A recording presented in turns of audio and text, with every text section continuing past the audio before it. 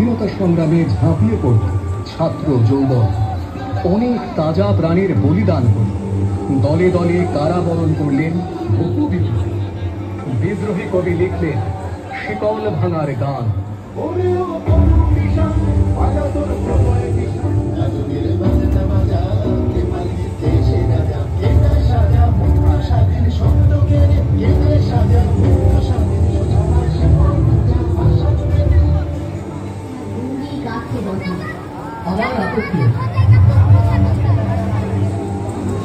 এই দেশমাতৃকার ডাকিতে আজাদ হিন্দ বাহিনীর দায়িত্ব নিজের কাঁধে তুলে নেন সুভাষচন্দ্র বসু।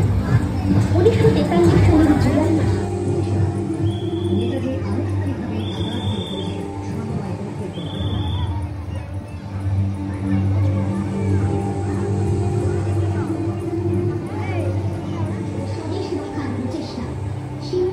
সমিতি হয়ে উঠল স্বাধীনতা সংগ্রামীদের অন্যতম ঘাঁটি।